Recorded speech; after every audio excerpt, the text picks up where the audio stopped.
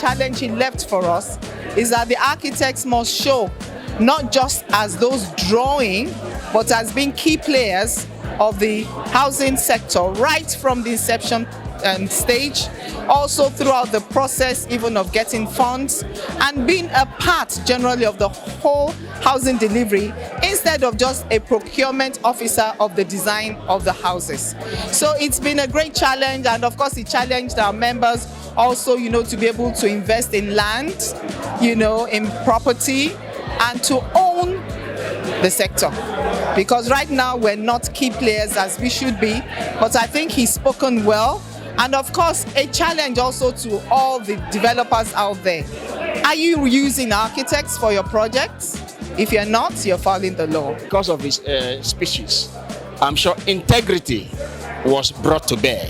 And it's not all about money, even for the part of the architects. He said, as architects, you mustn't look at the financial aspect. Ensure that you always get the job. Be the one to sign on that job. It's not all about the money, but your signature should be on the job. And for him to have been successful, his Moray project, he forgoed the Moray project and lost a lot of money to that. So above all, the takeaway today is about integrity. The truth is that there are several stakeholders in the industry, and not that you can't get all of them on the same platform, but sometimes as architects, we need to find out how others perceive us so that we can also try to, make changes to accommodate the negatives, not as enemies, but as partners in progress. Well, it's been very engaging, and honestly came because I knew the qualities and the content that Pastor Matthew was going to bring on board. I've listened to him before, and I love his concept on land banking. He said a lot of things, and honestly, he was being very factual. Everything he said about relationship between the architects and the real estate developer is just the truth. He's a man of vast knowledge, and he did justice to the topic. So for me, it was very engaging.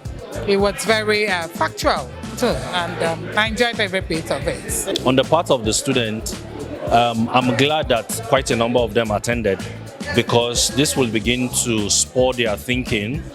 He reminded us that we're given the brain first and foremost to think, and not just to overload it with a lot of memorization and all those cramming. So this gives the students the opportunity to begin to rethink certain realities, because what is taught in school oftentimes is not what reflects in the real world. So coming to fora like this and being able to engage with people that have been in this industry for a good long time will begin to cause them to do some deep thinking, having their niche if they want to belong to this space. Do you understand? And so they will begin to create newer ways, innovative ways, and begin to rethink certain possibilities that they can create for themselves when they are done with school. A holistic approach to housing means the engagement and collaboration with all other professionals. I'm happy to see in our midst today town planners, and I believe some other professionals were here, the surveyors were also here in our midst today. There has to be a proper collaboration so that at the end of the day, the investment of the developer is protected when there's proper collaboration between all the professionals. So it's a joint business.